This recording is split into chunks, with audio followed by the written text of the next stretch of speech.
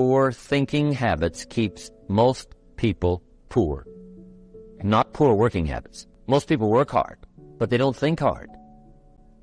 And Shoaff taught me that the mind is like a factory, a mental factory.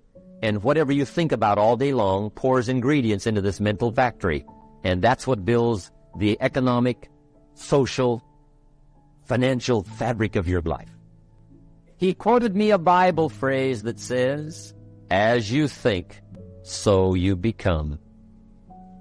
How awesome. When he talked about poor thinking habits, he had me.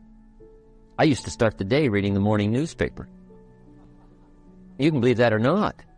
I'd get a cup of coffee and read the paper. I'd load up on wars and riots and murders and stabbings and killings and bank robberies and muggings and car wrecks and tragedies. I'd even read the back pages. I seem to like that stuff for some weird reason. I'd load up on all that, and then I'd start the day. You can imagine the kind of days I used to have. You walk around on your financial knees. They call you economic peewee. The guy says, "I want to be a great leader."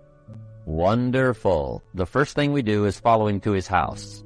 When we get there, we walk in and check his library.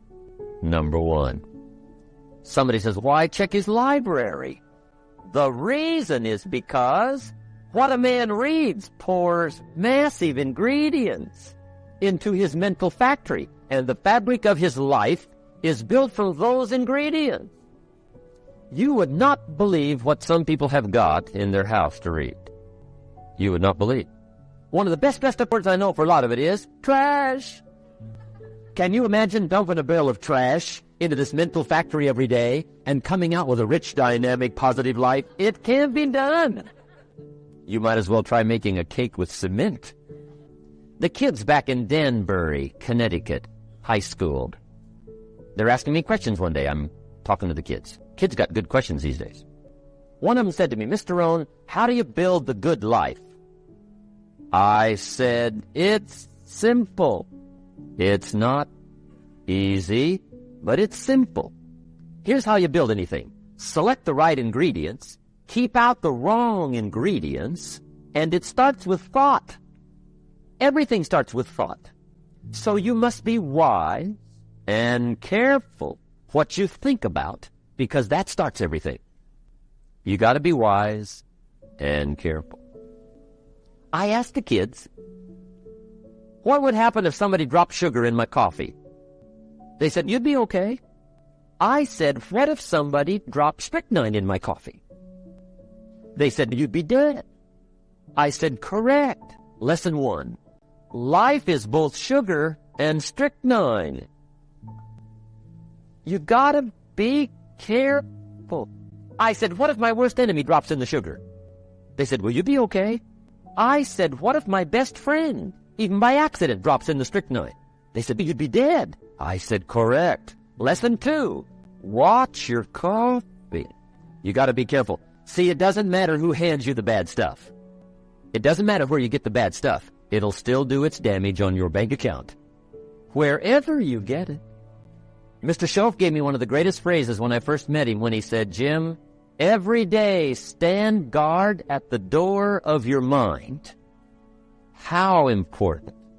Stand guard at the door of your mind.